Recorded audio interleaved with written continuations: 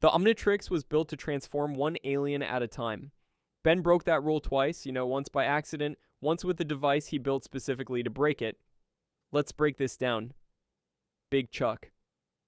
The design philosophy behind the Biomnitrix was that Ben 10,000 could combine any two alien species in his database to produce a hybrid with the capabilities of both. The execution of that philosophy occasionally produced results that required closer examination of what both capabilities meant in practice. Big Chuck is the combination of Way Big and Upchuck, the franchise's largest standard transformation and a species that consumes matter to generate explosive projectiles, and the result is a creature that is significantly smaller than Way Big because the Upchuck genetic contribution reduces the final scale dramatically, producing something closer to 4 arms in overall height, while retaining Upchuck's head structure and consumption ability. The production team's own documentation noted that all Biomnitrix combinations involving Way Big came out smaller than Way Big, unless the other species was comparable in scale, making every Way Big fusion a negotiation between the colossal baseline and whatever the second species contributed to the final dimensions. Big Chuck appeared in Let's Do the Time War Again, where Ben 10,000 used him against Eon's forces during a temporal crisis, and the consumption mechanic proved genuinely useful. He ate several of Eon's subordinates in a single deployment, demonstrating that Upchuck's digestive capability scaled with the larger frame, rather than being limited to the gourmand's normal dimensions. The combination works. It just produces something that makes you wonder why Way Big was selected as the base when the result shares approximately none of Way Big's most visually impressive qualities. Uprig. The Biomnitrix was engineered for combat. 2 Omnitrixes linked to produce hybrid transformations that gave Ben 10,000 offensive and defensive options beyond what a single device could provide. Uprig used it for plumbing. When Ben 10,000 needed to reconstruct the destroyed Proto-Truk and 10 speed into functional time cycles during Let's Do the Time War Again, the task required not raw power or combat capability, but technical intelligence operating through a body capable of directly interfacing with and rebuilding mechanical systems at speed. Upgrade is a galvanic mechamorph, a liquid metal organism that merges with technology and rewrites its function from within. Uprigg is a planchiculae, a small, hyperactive species with an instinctive understanding of mechanical systems that manifests as an equally strong compulsion to destroy them, an impulse the show treated as a consistent behavioral trait that Ben had to actively override every time the form appeared. The Biomnitrix combined them into Uprig. Uprigg's small body wrapped in Upgrade's liquid metal skin, the destructive compulsion presumably balanced against the constructive intent of the mechamorph physiology, both species' technological understanding operating simultaneously rather than sequentially.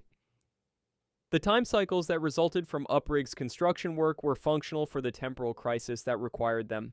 The fact that the Biomnitrix's most elegant engineering tool was deployed to rebuild transportation rather than to fight anything communicated something specific about how Benny, 10,000, understood the device's range of applications. Diamond matter. The faceplate came off.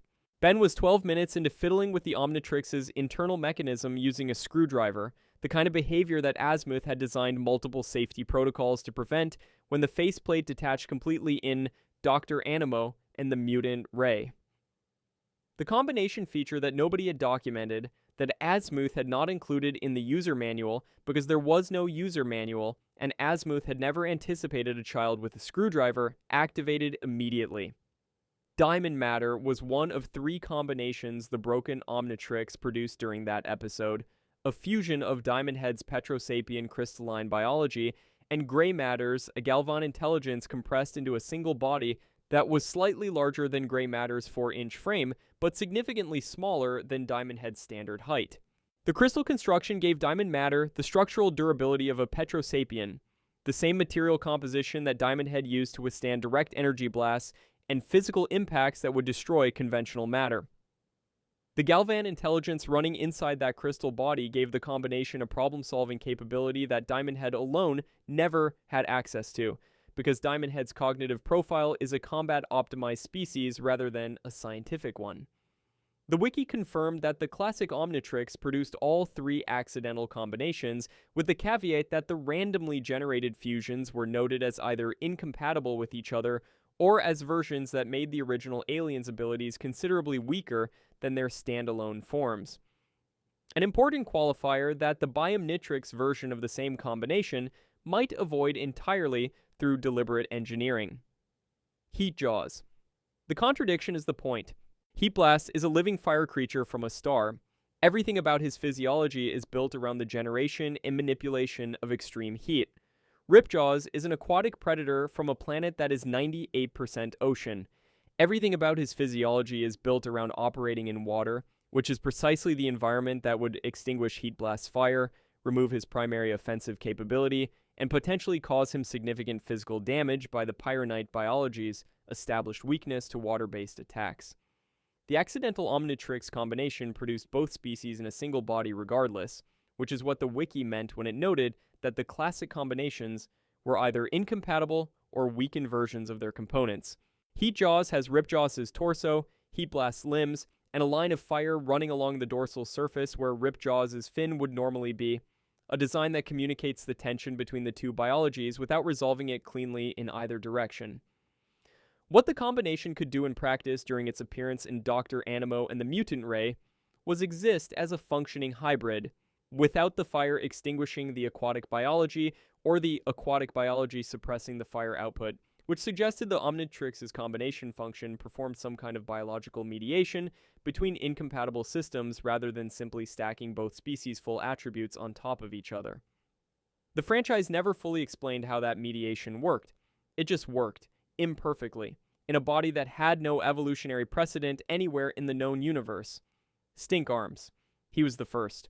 When the Omnitrix's faceplate came off in Dr. Animo and the Mutant Ray, and the combination feature activated for the first time in franchise history, Stink Arms was among the three unintentional hybrids produced, Four Arms and Stinkfly, combined into a body that took Four Arms' mass and musculature as the dominant template while adding Stinkfly's visual contributions around the edges. The Four Arms remained because they were the defining feature of the Tetramand species and the combination's structural base. Stinkfly's eye stalks replaced Four Arms' eyes, providing the independent field of vision the Lepidopteran species used for aerial threat assessment. A tail extended from the lower body. The wings attached across the back large enough to generate lift for a body significantly heavier than Stinkfly's natural frame, which raised the question of whether those wings could actually carry Four Arms' density and mass into sustained flight, or whether the combination produced something airborne in short bursts rather than genuinely aerial in the way Stinkfly operated independently.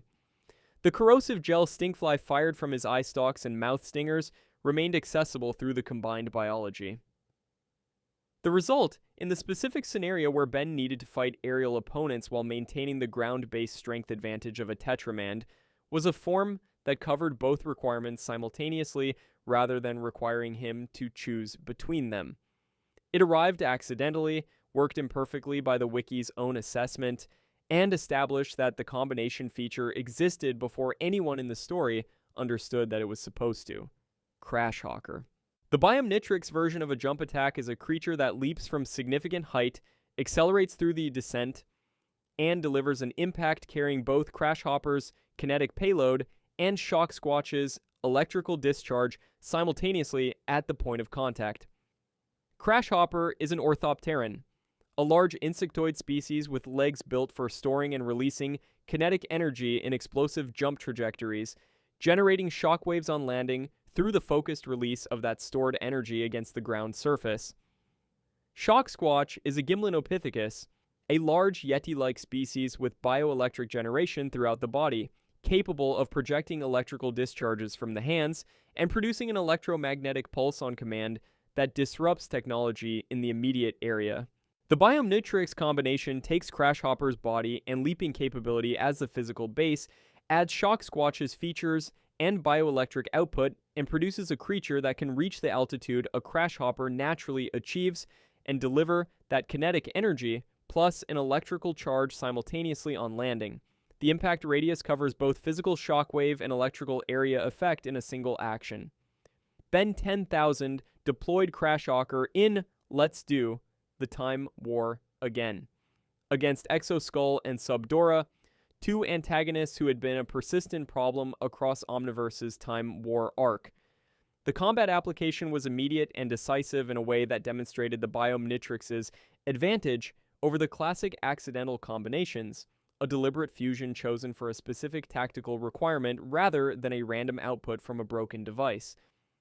Humongupsar. The Biomnitrix engineers two fundamentally different approaches to physical dominance into a single body when it combines Humungosaur and Goop. Humungosaur is a Vaxosaurian, a dinosaur-class species with bone density durability, enormous raw strength, and the ability to grow to 60 feet when the situation requires it, producing one of the most straightforward, overwhelming force options in Ben's entire roster across any series.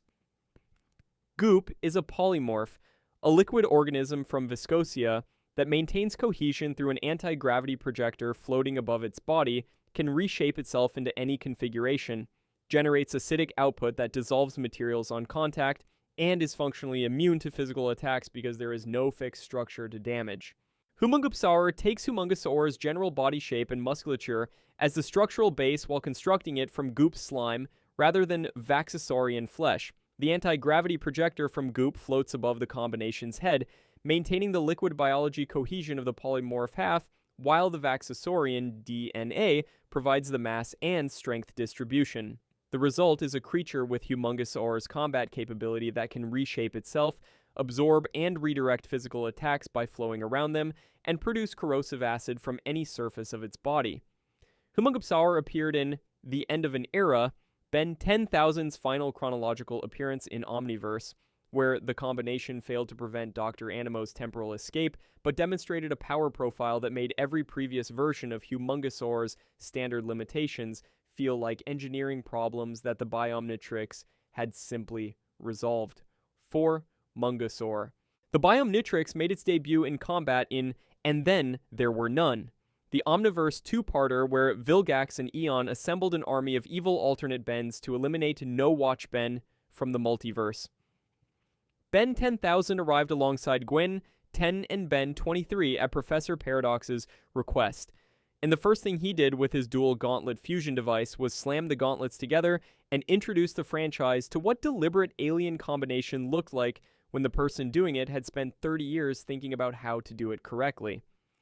Four-Mongasaur combined four arms and Humongosaur, two physically dominant species from different planets, Tetramand and Vaxosaurian, both defined by raw strength, both built for direct confrontation, their combined output exceeding either one operating independently by a margin that the episode made immediately visible. Humongosaur's body provided the structural base, the larger dinosaur physiology frame, with four arms as features integrated throughout, the additional limb pairs, the facial structure, the jumping capability that Tetramans possessed and that Vaxosaurians did not.